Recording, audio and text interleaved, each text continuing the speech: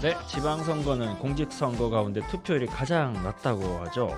대통령이나 국회의원을 뽑는 선거보다 아무래도 이제 관심이 낮아서일 텐데요.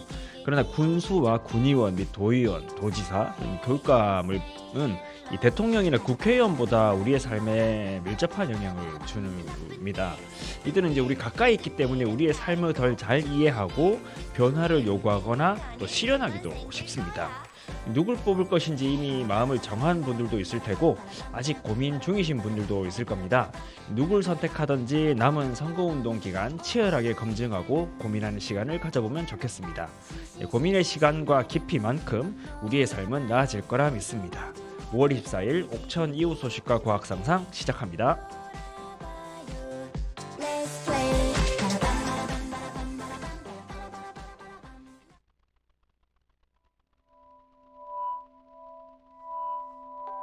커피를 너무 많이 마셨나 봐요. 심장이 막 두근대고 잠은 잘 수가 없어요. 한참 뒤에 별빛이 내리면 난 다시 잠들 순 없겠죠. 지나간 새벽을 다 세면 다시 내 곁에 잠들겠죠. 너의 품에 잠든 난 마치 천사가 된 것만 같아요. 난 그대 품에 별빛을 쏟아내리고 은하수를 만들어 어디든 날아가게 할 거야. Cause I'm a pilot anywhere. Cause I'm a pilot anywhere. Light and sky, shooting star, 지게 galaxy. Cause I'm a pilot anywhere. Cause I'm your pilot. 내 곁에 저 별을 다 내게만 지게 my galaxy. Like a star 내리는 빛처럼 반짝이는 널 가지고 싶어 Get my mind 엄지와 검지만 해도 내 마음을 너무 잘 표현해 부터 안 되라니까 마냥 떨리기만 한 게 아니야 준비가 되면 쏠린 인공위성처럼 네 주위를 마구 맴돌려 해 더 가까워진다면 네가 가져줄래 이 떨림을 어제는 내가 기분이 참 좋아서 지나간 행성에다가 그대 이름 새겨놓았죠. 한참 뒤에 별빛이 내리면 그 별이 가장 붉게 빛나요. 지나간 새벽을 다 세면 다시 내 곁에 잠들겠죠. 별빛 아래 잠든 넌 마치 온 우주가 진 것만 같아. 난 그대 품에 별빛을 쏟아내리고 은하수를 만들어 어디든 날아가게 할 거야. Cause I'm a pilot anywhere. Cause I'm a pilot anywhere. Light and sky, shooting star, 지게 내 galaxy. Cause I'm a pilot anywhere. Cause I'm your pilot. 내 곁에 저 별을 다 내게만 지게 my galaxy. I'm a pilot anywhere. Cause I'm a pilot anywhere. Light and sky, shooting star, 지게 내 galaxy. Cause I'm a pilot. I'm your pilot. Light and sky, shooting star, 지게 my galaxy. Lie, lie, lie, lie, lie, lie. Lie, lie, lie, lie, lie,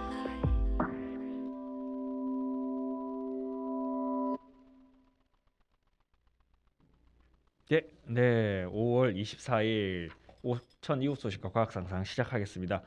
근데 PD님 지난 한 주 잘 보내셨나요? 네, 저는 네. 잘 지냈습니다. 잘 네. 지내셨나요? 네, 이제 매일 아침 이제 시끌시끌해요. 그렇죠? 예, 지금 녹음 일자 기준으로 이제 5월 19일 그러니까 이제 지방선거 운동이 이제 본격적으로 시작되는 첫날인데요. 아마 이제 이 방송을 들으실 때쯤 되면 청취자분들은 이제 한참 선거운동이 아마 진행되는 시기가 아닌가 싶습니다. 그래서 이제 남부 3군 소식 첫 소식으로 영동 소식을 준비했는데 옥천도 뭐 이 지방선거 때문에 뭐 시끌시끌하지만 영동도 비슷한 상황이에요. 이그 영동군에서는 이 금권 선거 논란 때문에 영동 군수 선거전을 두고 굉장히 시끌시끌한 상황인데요. 그 내용을 좀 준비를 했습니다. 지난 한 10여일 정도 지방선거 한 10여일 정도 앞둔 시점입니다. 그래서 이 영동 충북 영동 군수 선거가 이 네거티브의 비방 뭐 이런 것들이 좀 시작되는 양상을 보이기 시작했어요. 그래서 후보자 간 약간 일종의 난타전 같은 그런 양상이 좀 본격화하는 모양새를 띠고 있는데 지난 5월 17일이에요. 그러니까 더불어민주당의 이제 윤석진 군수 후보, 영동 군수 후보가 상대이죠. 상대 이제 국민의힘의 정영철 후보를 비방하는 내용의 카드 뉴스가 포함된 선거운동 정보를 지난 16일에 유권자들에게 문자 메시지로 발송했다 합니다. 네, 이제 이 카드 뉴스에는 이 정영철 후보가 축산업자 출신이에요. 그러니까 돈사, 그러니까 돼지를 굉장히 많이 키우고 또 그러니까 지금은 보은 옥천 영동 축협인데 합병되기 전에는 영동 옥천 축협이었거든요. 그때 당시에 조합장을 하기도 했습니다. 그러니까 축산인이에요. 근데 이분이 이 축산인 출신인 이 정영철 후보를 겨냥해서 돈사학취 민원 유발자라고 이제 비꼰 문구도 넣고 금권 선고 동봉투 제공자로 이렇게 지목하는 듯한 그런 내용이 담겼어요. 근데 이제 정영철 조합장이 직접 돈을 준 건 당연히 아니고 이 정 후보의 지인입니다. 지인이 지난 어버이날이에요. 어버이날 8일, 7일이라는 얘기도 있고 8일이라는 얘기도 있는데 그 사이에 아무튼 그 영동 용산면에 이제 경로잔치에 온 마을 이장들에게 10만 원씩 든 봉투를 돌린 걸 문제 삼았습니다. 그래서 이에 대해서 이제 정 후보가 즉각 반발했어요. 그래서 이제 17일 날 바로 기자회견을 열고 그러니까 이 지인이 사돈이거든요. 이 정의철 후보의 사돈인데 그 용산이 고향이에요. 근데 이분이 그냥 순수한 마음에서 준 거다. 공직선거법에 대한 인식 없이 돈봉투를 건네고 본인과 연루된 것은 절대 아니다라고 반박을 했습니다. 그러니까 이거는 기자회견도 하고 또 유권자인 지역 주민들한테 문자 메시지도 보내고 하면서 이렇게 했는데 근데 그거에서 끝나지 않고 같은 날이에요. 17일 날 그 윤석진 민주당 후보를 공직선거법상 허위사실 공표 혐의로 검찰에 고발을 하기도 했습니다. 그러니까 법적 대응을 나선 거죠.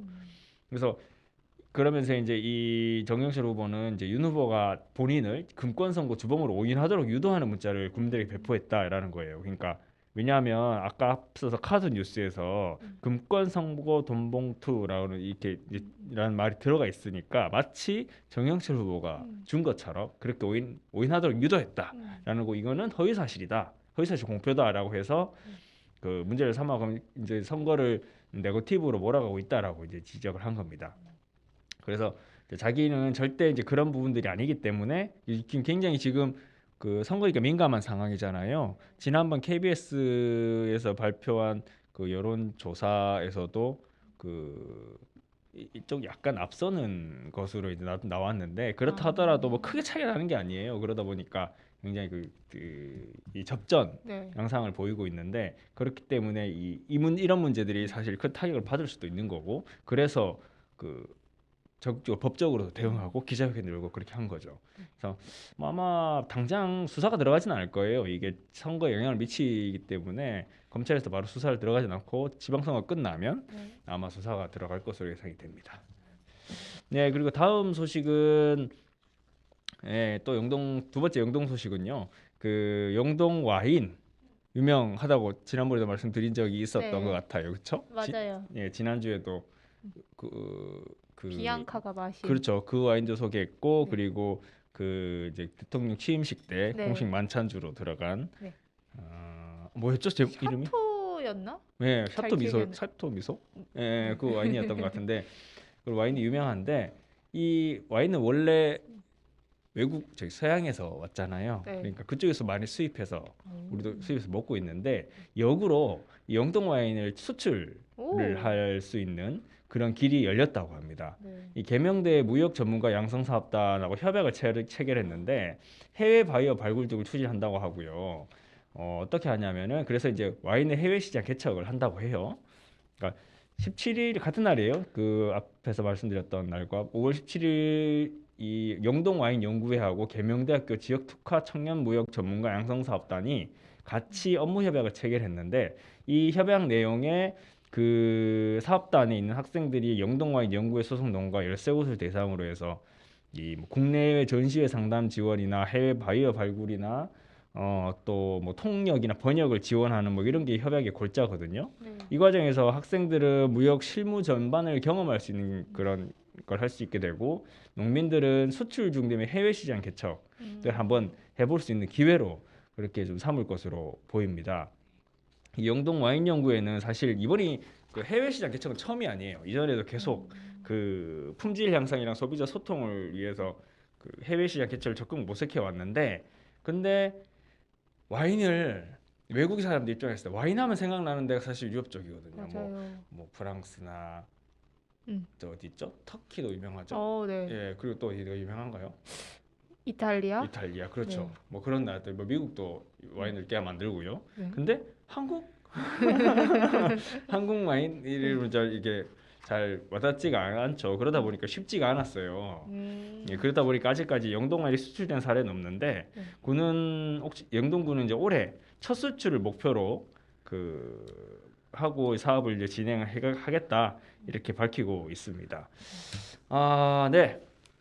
다음으로는 보은 소식으로 좀 넘어가 볼게요. 보은에서는 3년산성이 굉장히 유명해요. 3년산성 가보셨어요? 아니요. 보은 3년산 한번 가보세요. 되게 네. 엄청 큽니다. 그 보은 군청에서 네. 정면을 보면 바로 보이는 성인데 옥천에 지금 최근에 도지적 문화재로 지난해 지정됐던 저 이성산성 청성 이성산성이 있거든요. 이성산성과 함께 3년산성이 같은 시대에 신라 시대의 그 성곽의 그 이제 그 군사적 그 요충지였어요. 그러면서 역사적으로 흐름이 이어지는 그 곳인데 3년산성 같은 경우는 국가사적입니다. 그러니까 국가사적은 약간 국보 같은 비슷한 그 정도로 해서 국가가 직접 관리하는 중요한 문화재라고 문화재라고 생각하시면 돼요. 근데 여기가 보훈군이 이곳을 대상으로 해서 생생문화재 체험 프로그램을 시작해요. 옥천 같은 경우는 이 생생문화재 사업으로 구읍 지역에 네. 뭘 하기도 하고 그렇게 했었는데 제목 그 프로그램명이 이겁니다. 난공불락의 요새 3년산성 대장장이와 함께해요라고 하는 그건데 이게 그 안에 네. 3년산성 안에 예전에 대장간이 있었대요. 가장 최근까지도 그래서 뭐 대장 수백 년 전이 아니라 네. 한 수십 년 전까지는 있었답니다. 우와. 거기에. 그래서 이게 그러니까 이 프로는 지역 특성이 살아있는 그런 문화재 활용 사업으로 이제 했는데 네. 이 3년산성은 말씀드린 것처럼 국가 사적이고요. 사적 제235호고요. 그리고 그 야장 그러니까 그 야철장이라고 하죠. 네. 예, 혹시 그거 모르실라나? 주몽이란 드라마. 알아요. 아니, 네. 거기서 이계인이 연기하잖아요. 네. 강철검을 만들었을 네. 그 야장입니다. 그래서. 예.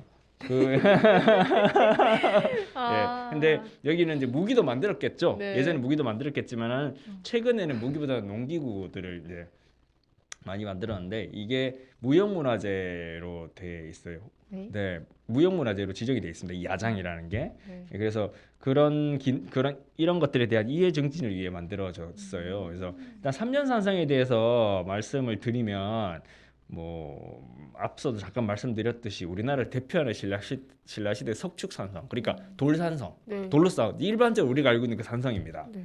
그래서 서기 한 470년에 축성을 해서 3년 만에 완성했다 해서 3년산성이라 불렸대요. 3년 만에 완성을 완성했는데 굉장히 규모가 크거든요. 네. 그 안이 넓어요. 오. 안쪽 되게 넓은데 그랬다는 건 그 당시 신라 백제 간 각축전이 벌어지던 때 빠른 시기에 성곽을 지어서 거기를 이제 거점을 마련한. 그래서 신라가 사실 통일을 하게 된 교두보 역할을 했을 거다. 뭐 이런 평가도 받는다고 합니다. 네. 또 이제 야장은 그 말씀드린 것처럼 대장간에서 일하는 장인을 말하는데 2003년에 그 설용술옹이라는 어르신이 충청도 무형문화재 야장으로 그 지정을 받았어요. 이분이 보훈분인데 이제 지금은 그 수제자의 유동열 전수조교가 보훈 대장간을 운영하고 있다고 합니다. 제가 몇 년 전에 이 3년산상 갔을 때는 운영하지 않았거든요. 네. 근데 시설은 남아 있었어요. 근데 여기에 한다고 하고요. 어쨌든 이번 프로그램은 그 3년산성 대장장이고 그걸로 해서 그게 그 대장장이와 함께 오는 프로그램 8회 그리고 장인과 함께하는 1박 2일 체험이 4번 진행되고 그다음에 그 보훈에서 만나는 화랑 김유신 뭐 이렇게 이런 프로그램들에서 한 20회 정도가 이렇게 짜여져 있다고 하고요.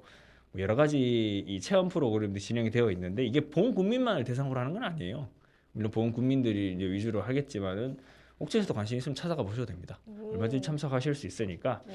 얘기 한번 가보시고 산성도 거닐어 보시면 좋습니다. 산성 위에 가면 굉장히 넓어요. 차도 지날 따를 정도로 넓어요. 산성이 오. 네, 산성 그 성벽 위가 굉장히 넓어요. 네. 물론 이게 막 돌이 울퉁불퉁하니까 실제 차는 못 다니겠지만 네. 엄청 넓어요. 우와. 그래서 그런 것들도 한번 살펴보시면 좋겠습니다. 네, 그러면은 이제 과학상상으로 넘어가기 전에 노래 한 곡 듣고 가도록 하겠습니다. 노래는 요즘 제가 애를 키우는데 이 아이가 이 노래를 이름만 나오면 춤을 춰요. 그래서 라디오 듣고 춤 한번 추라고 준비를 했습니다. 네. 뽀로로고요. 바나나 차차 듣고 오겠습니다. 네.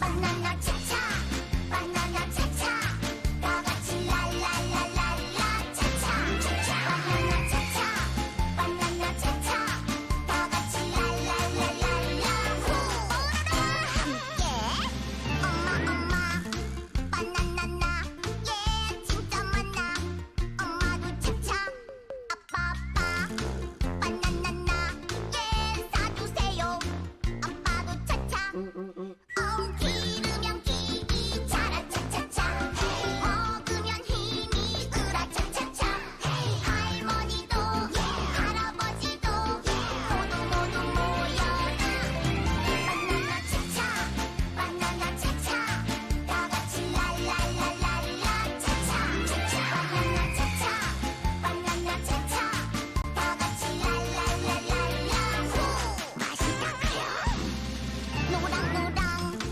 바나나나 예 너무 예뻐 애기도 차차 뽀로로로 바나나나 예 나눠줘요 고마워 그롱도 차차 많이 먹어 기르면 기기 자라 차차차 먹으면 힘이 으라 차차차 도비크롱도 루피 패티도 모두 모여라 바나나 차차 바나나 차차 다 같이 랄랄랄랄라 차차 바나나 차차 바나나 차차 다 같이 랄랄랄랄라 후 사랑해요 사랑해요 엄마 아빠 사랑해요 바나나 차차 바나나 차차 다 같이 랄랄랄랄라 후 바나나 차차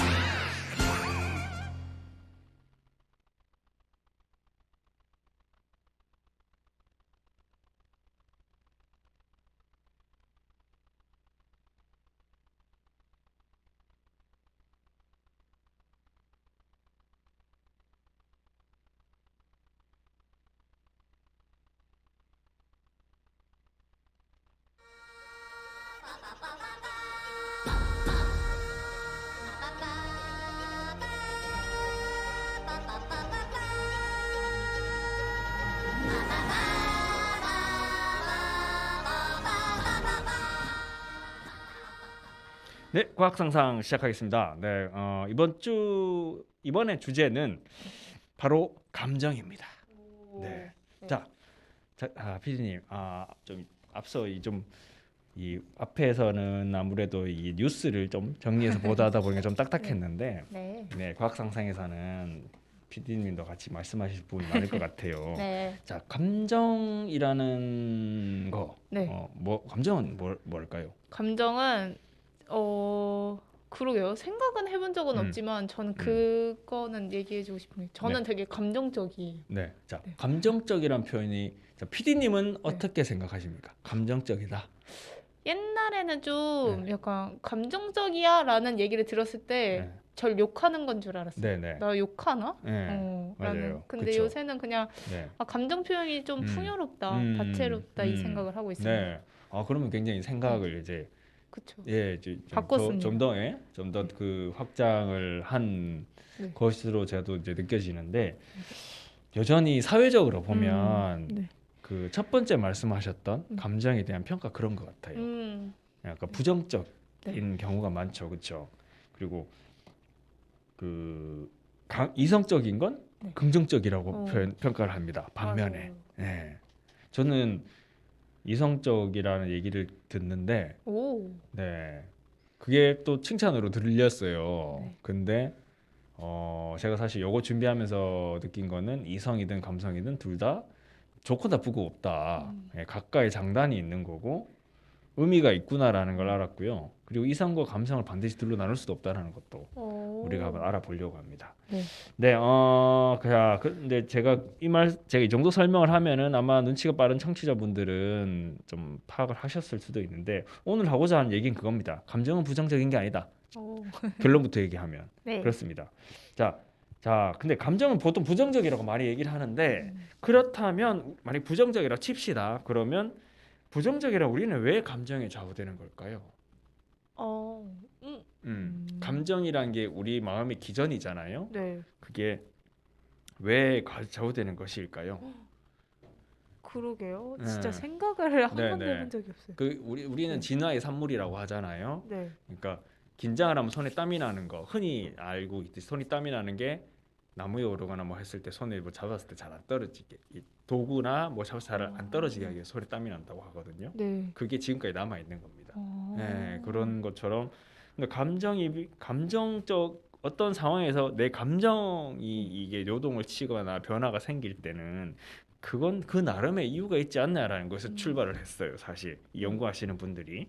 네, 그래서 저는 사실 감정이 우리의 인지, 그러니까 생각이죠. 나의 생각이나 판단에 어떤 영향을 미치고 또 감정이 필요 없는 게 아니라 억눌러야 되는 게 아니라 자연스럽게 구현되고 그걸 받아들일 수 있어야 된다는 왜 그렇게 해야 되는지에 대해서 알아보고자 합니다.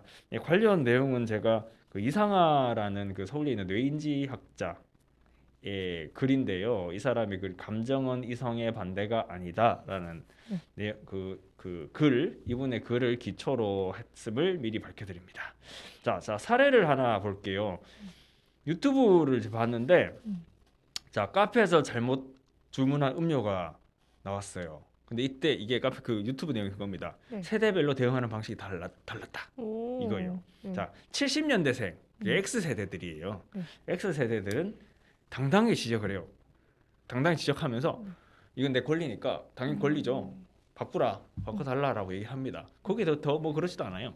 그걸 미안해하거나 이러지도 않는데 1980년대에서 2000년대 태어난 밀레니얼 세대 네. 저죠. 네. 저 같은 사람들은 미안해하면서 다시 만들어 달라고 합니다. 제가 진짜 그렇거든요. 네. 저는 약간 제가 미안할 일은 아닌데 맞아요. 그냥 미안해요. 내가 죄송한데 이런 표현 많이 씁니다. 우리. 네. 예. 그리고 마지막으로 Z세대. Z세대는 어떤지 아세요? 저요? 예. Z세대는 어떻게 했을까? 저는 그냥 먹을 것 같아요. 예, 맞아요. 그랬대요. 고민하다가 네. 불편한 상황을 만들기 싫어서 잘못 나온 음식을 그냥 먹는다고 나왔어요. 우와. 그러니까 소셜 미디어 환경에서 성장한 사람일수록 자신의 부정적 감정을 잘 표현하지 못한다. 이렇게 평가를 했습니다. 한마디로 이들은 너무 여리다. 이렇게 약간 부정적이에요. 그렇죠? 감정적이란 얘기예요. 네. 점점 X 세대보다 밀레니얼 세대가 더 감정적이고 밀레니얼 세대보다 Z 세대가 더 감정적이다. 그러니까 감정적이다는 얘기는 여리다라는 평가로 들어가는 겁니다. 네. 네. 자, 또 다른 장면. 누군가 소리를 막 지르면서 난동을 부립니다. 그걸 봤어요, 우리가. 네. 자, 뭐 어떤 생각이 드실 것 같아요? 어유 시끄럽네. 응.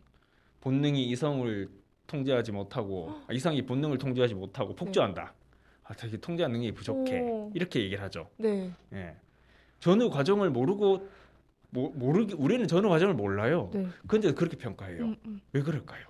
그리고 약간 화내는 게 네. 그렇게 좋아 보이지 않는 그렇죠. 그 생각이 화내고 나의 감정을 표현하는 걸 네. 나쁘다고 받아들이거든요. 들어요. 네. 근데 이런 선입견은 이런 선입견은 순간적으로 빠르게 감정적 반응이 일어난 뒤에 일어나는 내용입니다.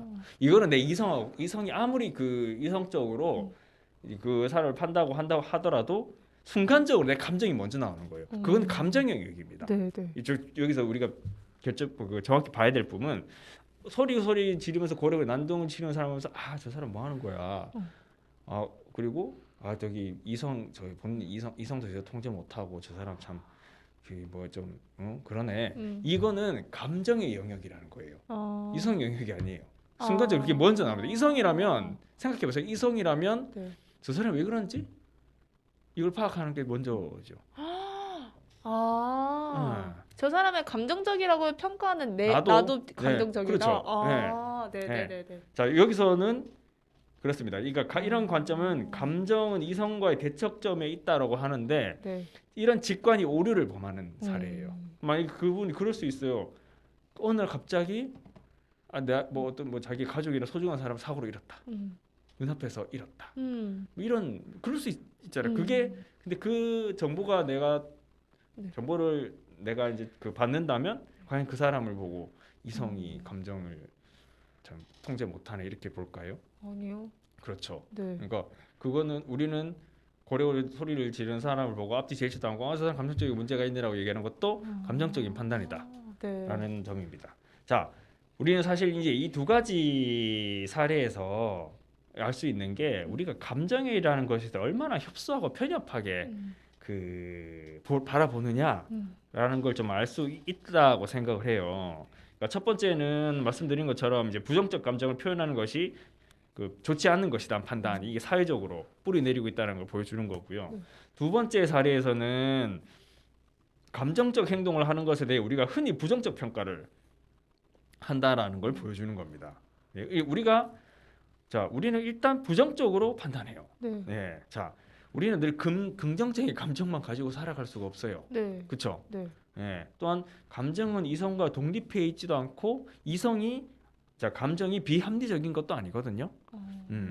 이 감정에 대한 선입견 없이 제대로 된 이해가 필요할 때 저는 사실 본인을 조금 더 나를 스스로 자연스럽게 드러낼 수 있다고 생각을 해요. 그러면 감정이 도대체 어디서 출발하는 거냐 이제 이 얘기를 해야 될 텐데 감정은 기본적으로 반응이라고 평가를 하더라고요. 그러니까 어떤 개체에 주어지는 이롭거나 해로운 그런 자극에 대한 접근 반응이나 회피 반응을 한답니다. 그러니까 쉽게 얘기하면 좋은 건 가까이 하고 싶고 싫은 건 멀리 하고 싶다는 생각. 이게 대표적 감정의 기본 반응이에요. 근데 상당수 상황에서 우리는 좋은 것과 나쁜 것을 비교해서 결정해야 하는 경우를 맞닥뜨리죠. 하루에도 수십 번 그런 경우가 생겨요. 근데 예를 들어 봅시다. 이제 내가 중간 포식자예요. 중간 포식자인데 그 뒤에 상위 포식자가 저 뒤에 있습니다. 그 중간 포식자 먹이를 발견했는데 그 먹이를 먹어야겠죠, 나는. 생존하려면. 근데 그 뒤에 상위 포식자가 있어. 이럴 경우에 산술적으로만 평가하면 어떻게 될 것 같아요? 더하기 빼기만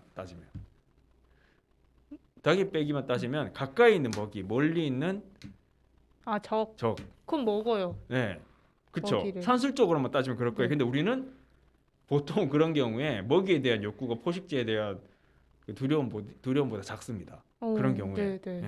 만약에 그게 반대로 돼버리면 상기 포식자에 잡아먹을 확률이 올라간대요. 통계적으로 올라간답니다. 그러니까 먹이는 내가 계속 먹어야 되는 거잖아요. 근데 상위 포식을 한번 잘못 걸리면 죽어요. 내 인생은 끝인 거예요. 거기서 죽는 거죠. 그러니까 그거를 따졌을 때 회피하는 게 더 나은 겁니다. 회피는 부정적 그런 편향이죠. 그러니까 그래서 우리가 상황을 부정적으로 바라보는 부정적 편향이 그렇게 좀 있는 이유는 아마도 이게 해로운 걸 일단 피하고 보는 게 중요했기 때문이 아닌가라는 게 이제 이상하 이 학자의 평가이기도 한데 저는 이 말이 참 동의가 되더라고요. 그러니까 왜 우리는 자꾸 부정적으로 너는 자꾸 뭔가 부정적으로 봐 이렇게 얘기를 할 때 과연 저걸 나쁘다고만 볼 건가? 예, 했을 때는 그 나의 진화 과정에 있어서는 일단은 부정적으로 보고 나빴을 경우를 가정하는 게 나의 생존율이 올라가는 거죠. 오. 네. 네. 그런 게 있지 않아라는 겁니다. 그러니까 여기서 감정은 어때요? 중요한 정보가 감지되었을 때 개체 행동을 적극적으로 달라지게 하죠. 네. 그러니까 그래서 상태 변화를 일으킵니다. 그렇죠? 네. 공포를 느끼니까 가까이 먹이에 가지 않는 거죠. 상위 포식자를 만난 다음에 아무리 먹이가 필요해도 좀 더 주의를 기울이거나 아니면 안전이 보장된 곳에서 먹이를 먹거나 그렇게 하겠죠. 이게 유리한 거예요. 생존에 유리한 겁니다. 네. 그거는 감정으로 이 감정적 요인이 우리한테 있기 때문에 생존에 유리하게 적용이 되는 거죠. 그래서 이와 같이 이제 복합적 환경에서 감정은 환경과의 상호작용하는 주요 매개체 역할을 하고 생명체의 학습과 행동 패턴을 바꾸면서 유용한 역할을 하는 겁니다. 이거는 우리도 마찬가지예요. 그러니까 그러니까 이성적인 건 시간이 오래 걸려요. 그렇죠? 따져보고 재고 이래야 되는데 감정은 순간적으로 온단 말이에요. 그러니까 어떤 상황에서는 내 생명의 그 위협을 느낀다거나 생존에 위협을 느끼는 그런 외부 요인들이 있을 때 이성적으로 판단하고 따져보고 대응하면 늦어요 벌써. 특히 야생은 그렇겠죠. 네. 그렇기 때문에 감정이 우선 먼저 올라오는 겁니다. 먼저 와서 일단 피해. 혹은 일단 그 몸이 먼저 반응하게 만드는 거예요. 감정이 우선적으로 올라오는 그런 게 기본 우리의 그 이 뇌 인지의 기전이라고 하더라고요. 그러니까 감정이 먼저 오고 이성이 뒤따라오는 게 자연스러운 거라는 거예요. 그래서 어떤 상황을 봤는데 나는 왜 거기서 자꾸 감정이 앞서지? 나는 덜 자랐나? 진화가 덜 됐나? 이게 아니고 진화 잘 되고 있습니다. 잘 됐고요. 진화 잘 판단하고 있고 내 몸이 정상적으로 작동을 하는구나 이렇게 생각을 하시면 됩니다. 네, 그러면은 이제 부정적 감정에 대해서 부정적 감정이 어떤 효과가 있느냐를 좀 알아볼 건데, 네, 그저 조금 이게 막 너무 여러 가지 정보를 얘기하니까 조금 복잡하실 테니까 머리 잠깐 식히는 차원에서 노래 한 곡 듣고 오겠는데요. 네, 우리 이번에는 우리 아이들이 좀 좋아할 만한 노래들을 준비했습니다. 저희는 못 알아듣겠지만, 네, 펭수와 타이거 JK 그리고 비지가 불렀습니다. 제목이 펭수로 하겠습니다. 듣고 오겠습니다.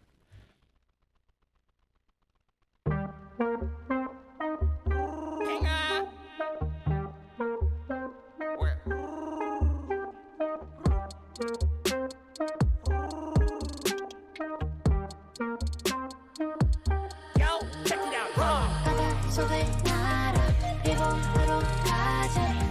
느낌이 달라 기분이 좋아. 작은 날개로 하늘 위를 헤어. 내가 제일 최고 G-I-A-M-T-B-E-N-G-S-O-O. Let me introduce myself. My name is 펭수. 남극행의 표현할 수. 이렇게 표현할 수가 없어. 나는 펭귄, 황제 펭귄. 펭귄 중에 캡틴. 빌보드를 향해 함진. 바닷속을 날아 일본으로 가자. 느낌이 달라 기분이 좋아. 작은 날개로 하늘 위를 헤어. 내가 제일 최고 이리 알 거예요. 나눌수록 곱해지는 신비한 펭수. 사랑하는 맘 나는 베푸는 thank you. 펭귄의 날 is earth day. 생축 is birthday. 꿀등은 없다 모두 도전하면 돼. 웃음 부신 눈빛 소리 올라가면 왜? 행진 캡틴 펭귄. 자신감 넘치는 남 그게 legend. G-I-A-M-T B-E-N-G-S-O-O. G-I-A-M-T B-E-N-G-S-O-O. 바닷속을 날아 일본으로 가자. 느낌이 달라 기분이 좋아. 작은 날개로 하늘 위를 헤어. 내가 제일 최고 이리 알 거예요. 팽 서치면 어프 일어나자마자 세수 소리 체크 아차 말만 하면 터지는 팽수의 센스.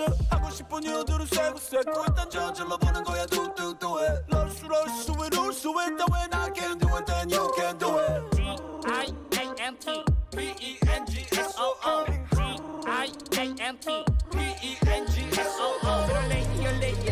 열래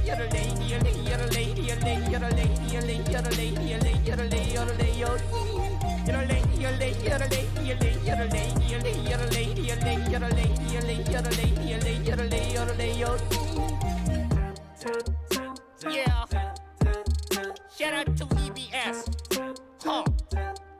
Shout out to Namgu. Huh. Shout out to Penguin. Huh. Shout out to Feel Good. 노력은 저기하지 않아. Huh. 노력은 저기하지 않아. 지금요? 네, 노래 듣고 왔습니다. 네, 계속 이야기를 해볼게요. 자, 그럼 이제 그 감정이 필요하다는 건 이제 어느 정도 청취자분들도 이해하실 거예요. PD님도 이제 네. 예, PD님도 원래는 이제 감정에 대해서 좀 긍정적으로 보셨으니까 뭐 하지만 또 이해가 됐을 텐데 그치만은 여전히 우리는 감정을 잘 몰라요. 왜 그러냐면 이성은 이성적이란 거는 어느 정도 우리가 필요하다고도 알아왔기 때문에 분석도 되고 조사도 되고 그리고 사회적으로 그 통용되는 그런 정보들이 있는데 감정은 그렇지 않거든요. 왜냐하면 감정은 느낌에 가까운 거기 때문에 그 느낌에만 중점을 둬서 그렇습니다. 근데 감정은 앞서 제가 말씀드렸듯이 우리 행동의 변화를 일으켜요. 단순 느낌이 아니에요. 이 때문에 감정을 이해하기 위해서는 그 감정의 느낌보다 이성과 똑같습니다. 효과를 보셔야 됩니다. 이 감정의 메커니즘은 투쟁 혹은 도피 반응이라고 하거든요. 근데 이제 감정은 순간적 행동뿐 아니라 이후 지속되는 인지 과정에서 변화를 줘요. 이거는 사람들이 잘 모르는 거예요. 네. 그러니까 내가 순간적으로 뭔가를 확 회피하고 이런 것만 감정인 줄 알았는데 이후에 나의 행동 변화에도 영향을 준다. 이게 감정입니다. 자, 여기서 이제 이상화 학자의 연구를 한번 살펴볼 필요가 있는데 첫 번째 연구는 이 감정과 주의 집중의 상호작용이라는 주제인데요. 우리는 삶에서 계속 자극을 받아요. 사실 여기서 지금 녹화를 하고 있는 PD님과 저도 계속 자극을 받습니다. 뭐 라디오 진행이 제대로 되고 있나? 지금 내가 기침이 나오려고 하는데 참아야 되는데 아까 기침 한번 했는데 또 하면은 사과해야 되겠다. 뭐 이런 생각들을 해요. 네, 근데 이런 걸 모두 의식적으로 처리하는 건 사실상 불가능해요. 여기서 뭐 갑자기 화장실이 가고 싶다던가 발가락 사이가 가렵다던가 이런 것들을 다 의식적으로 처리할 수 없어요. 그렇죠? 네. 그리고 내가 막 제가 그 뭔가 열정적으로 얘기하려고 이건 강조를 말하려고 하는데 제가 그러면 약간 발 뒤꿈치를 드는 버릇이 있거든요. 이거는 제 의도하고 전혀 무관합니다. 그냥 몸이 따르는 거예요. 근데 이런 걸 모두 의식적으로 처리하는 게 아니잖아요. 근데 그래서 이런 이유로 이제 우리 뇌는 선택적으로 정보를 처리하는 주의 집중이라는 기능을 사용합니다. 그러니까 생존에 중요한 정보일수록 빠르게 파악하고 정확히 반응해야 되잖아요. 네. 예. 그래서 해당 이 실험에서는 무서운 사진을 제시했을 때 강하게 반응하는 사람들이 집중력 과제에서 더 빠르게 반응한다는 결과를 얻었대요. 그러니까 몇십 분 1초 동안 제시된 정서적 사진만으로도 사람들의 주의를 빼앗았고 이런 효과는 부정적 자극의 경우 더욱 강하게 부각됐다고 합니다. 그러니까 이게 뭐냐면 이게 이제 그러니까 무서운 사진을 제시했을 때 갑자기 무서운 사진이 탁 나와요. 그러면 사람들이 끔찍하게 놀라겠죠. 근데 네. 놀란 정도가 달라요, 사람들마다. 근데 거기 강하게 반응하는 사람들, 화들짝 놀라거나 이런 사람들이 집중력 과제, 그러니까 그런 것에서 잘 뛰어났다는 건데, 근데 이 실험에서 흥미로운 점이 자신도 모르는 사이에 그 감정적 반응을 뒤따르는 다른 인지 과정의 수행이 감정에 따라 달라졌다는 점입니다. 그러니까 해로운 자극을 감지했을 때 이때 상황이나 개인의 성향에 따라서 약간의 차이는 있습니다만은 그 감정을 통해서 내 주의력이 높은 상태로 전환이 됩니다. 이게 뭐냐면 야생을 비교를 해보면은 그 천적이 가까이 있어요. 그럴 때 나의 오감이 막 열리는 듯 손에 땀이 나면서 이 평소에 그 쓰지 못했던 막 이 운동신경이 막 생기고 근력이랑 이런 것들이 늘어나는 그런 것들이 생기는 거예요. 그러니까 그게 우리 몸뿐 아니라 뇌도 훨씬 주변 정보들을 빠르게 파악하고 판단을 할 수 있는 그런 상태로 돌입하는 겁니다. 그러니까 스트레스가 어느 정도 도움이 된다 이 말을 하잖아요. 네. 과도한 건 위험하지만 그게 그거예요. 텐션을 올린다고 하죠. 네. 그것도 이 경우라고 생각하시면 됩니다. 네, 그래서 근데 상황이 종료된 후에도 뇌가 한동안 주변에 대한 정보와 지각 처리를 빠르게 해요. 이게 무슨 뜻이냐? 자, 끝나더라도 아직까지 뇌는 주변 상황을 보는 겁니다. 완전히 해제가 됐나. 네. 예. 내 무의식으로 살피는 거예요. 감정은 그 상황이 지나도 남아 있잖아요. 이게 불편하죠. 네. 그렇지만은 필요한 거라는 의미입니다.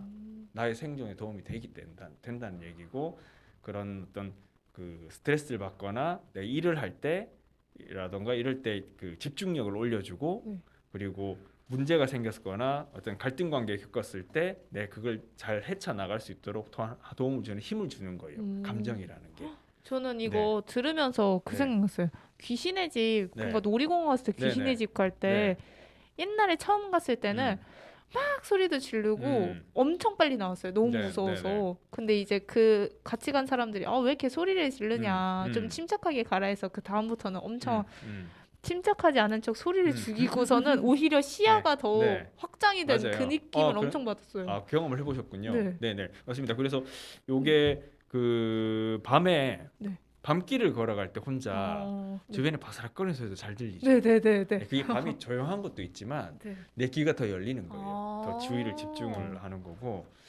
그래서 제가 이거로 우리 이제 같이 야근을 많이 하는 후배들한테 얘기하는 게, 야근을 하면 안 되는 이유에 여기가 이 이유도 있습니다. 네.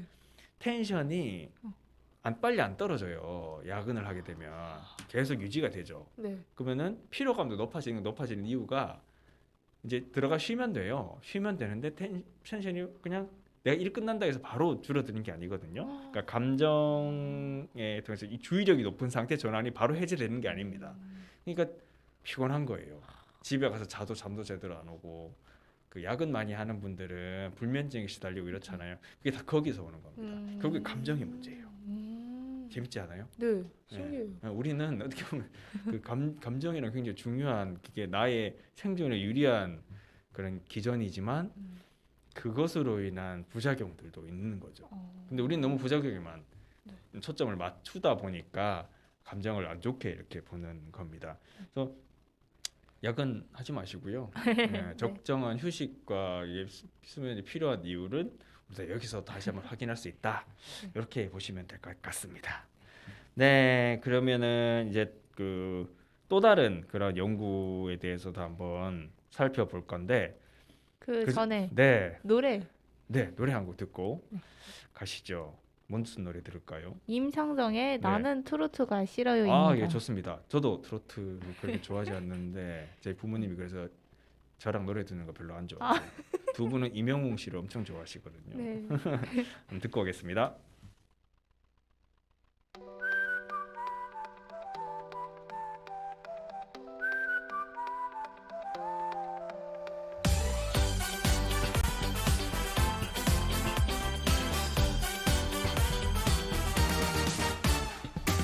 우리 할머니 등에 엎여 살 때 들려오던 그 노래들, 아버지 술 한 잔 걸치시면 단고 레파토리, 올드에서 실어 촌스러운 뻔한 멜로디. 역시 난 음악 센스는 남달라. R&B부터 힙합에 재즈까지. 그런데 요즘 내가 점점 이상해. 아빠랑 똑같아. 술만 먹으면 내가 이래도 되는지 불러본다.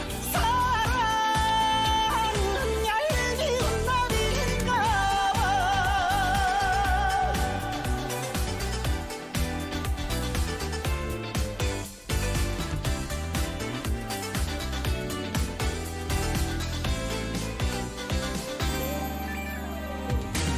우리 어머니 에어로빅 반주고 뻔한 리듬, 촌스러운 가사, 어김없이 직장 회식 마무리로는 트롯대 참.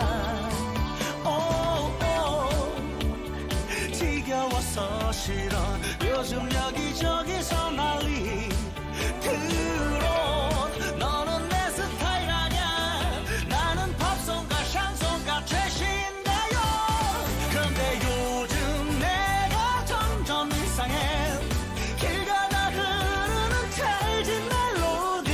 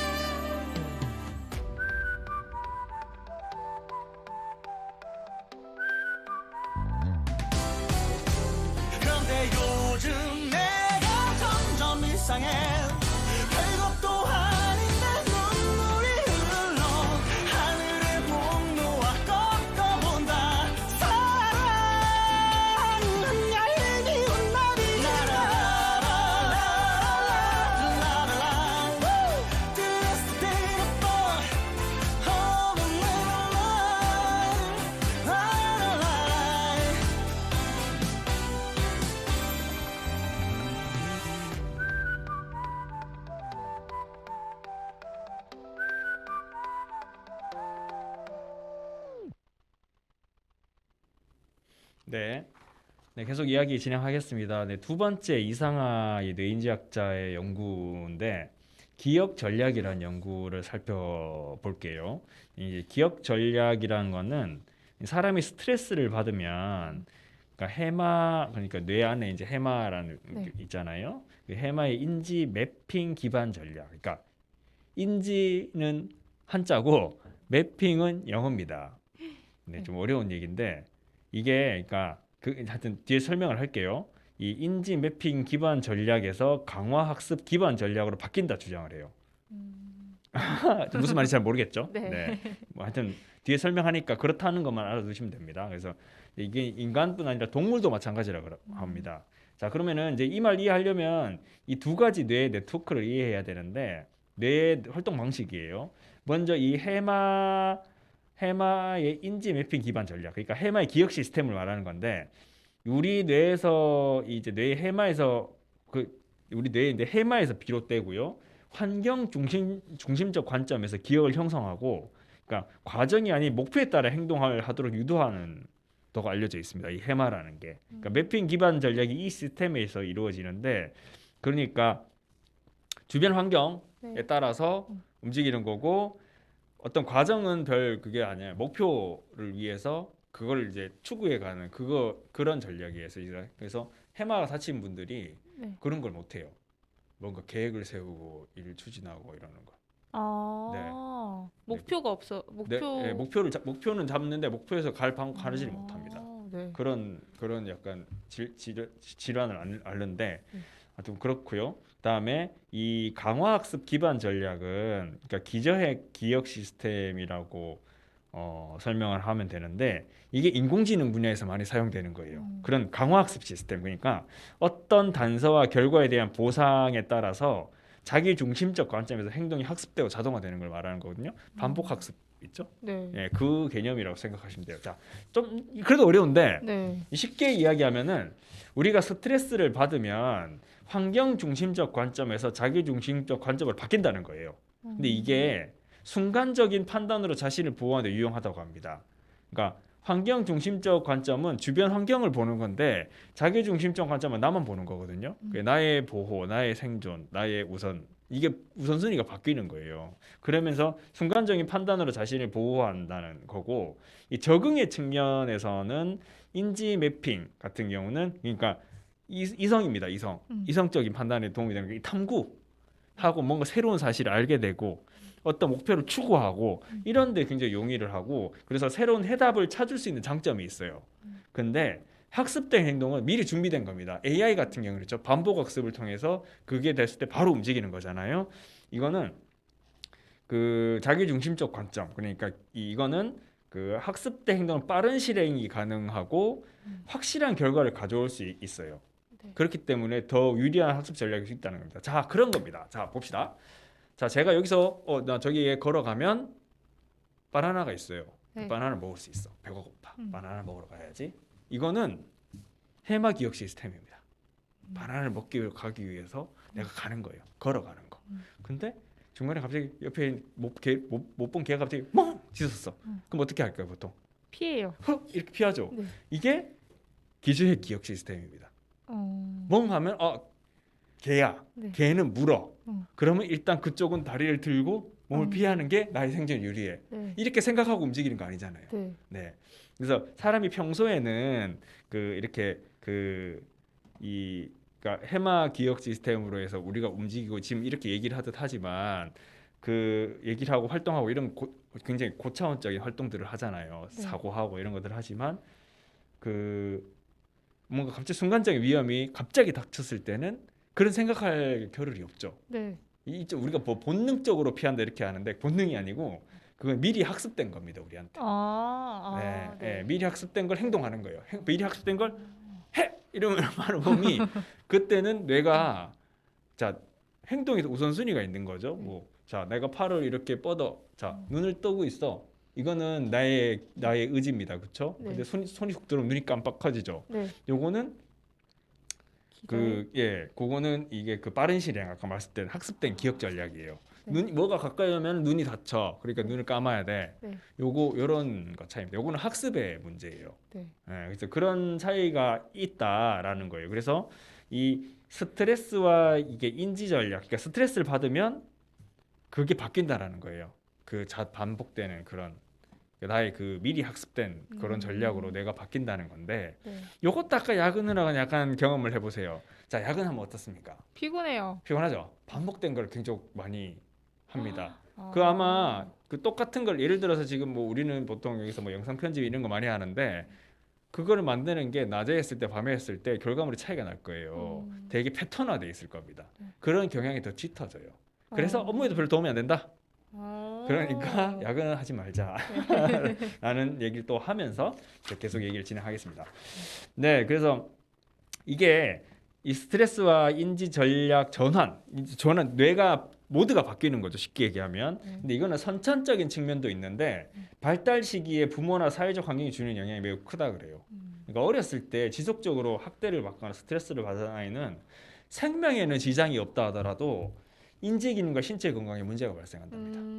그러니까 그 뇌가 우리가 필요에 따라서 모드가 이 모드였다가, 그러니까 쉽게 설명하면 이성 모드였다가 감성 모드였다 이렇게 뭐 바뀌어야 되는 건데 이 어릴 때 너무 스트레스를 많이 받는 아이는 감성 모드가 그냥 계속 그렇게 켜져 있는 상태가 될 수도 있다는 거예요. 네.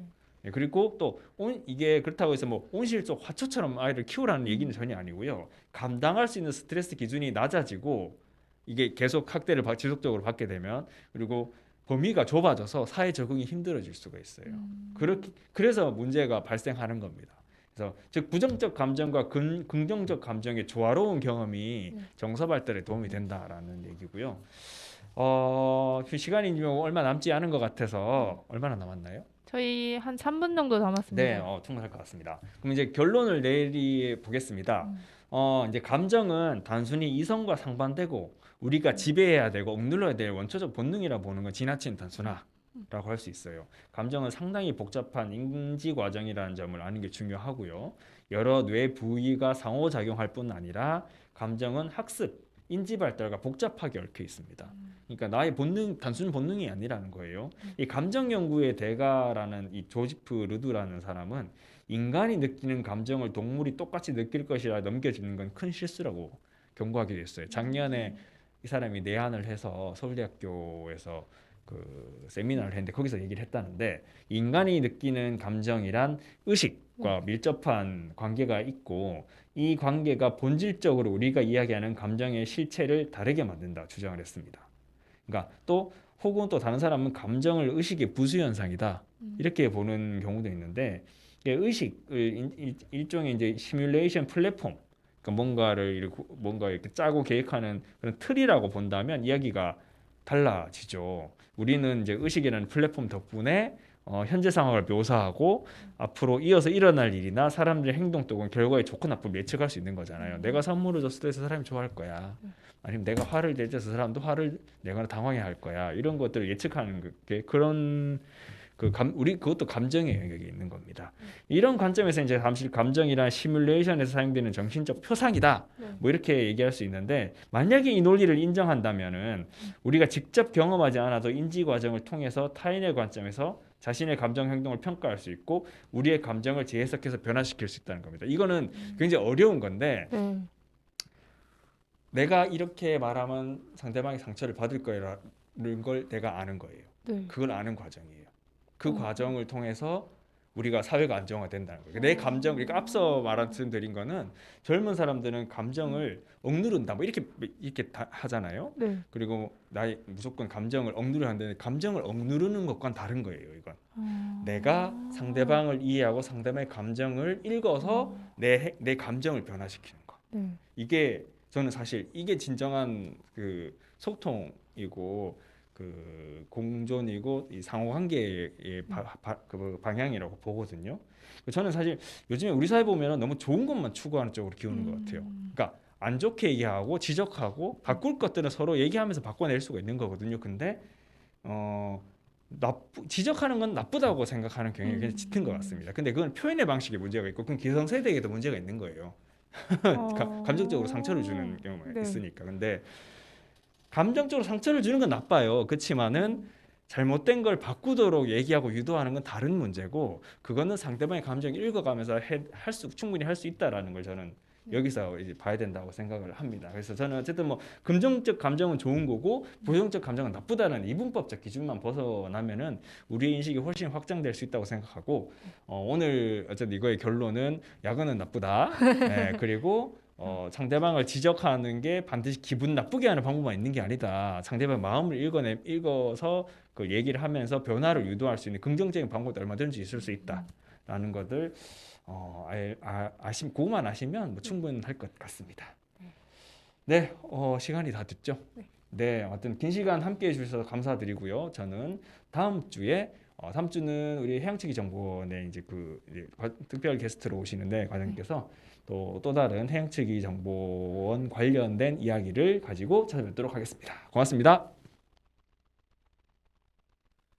눈물이 난다 이 길을 걸으면 그 사람 손길이 자꾸 생각이 난다.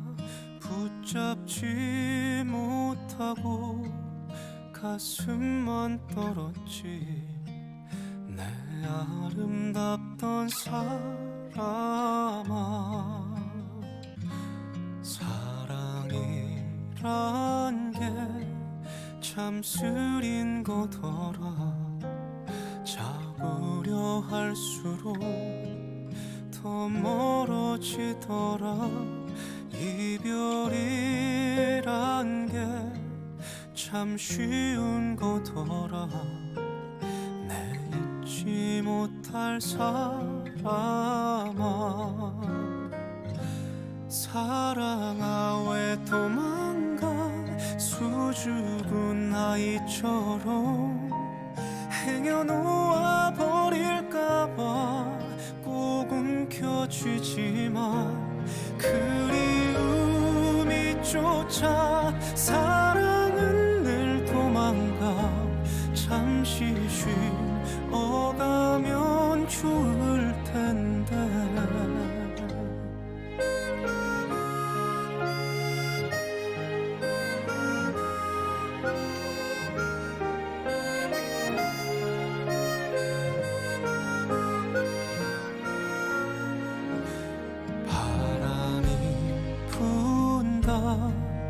옷깃을 세워도 차가운 이별에 눈물이 차올라. 잊지 못해서 가슴에 사무친 내 소중했던 사람아, 사랑아 왜 도망가. 수줍은 아이처럼 행여놓아 버릴까봐 꼭 움켜쥐지만 그리움이 쫓아 사랑은 늘 도망가. 잠시 쉬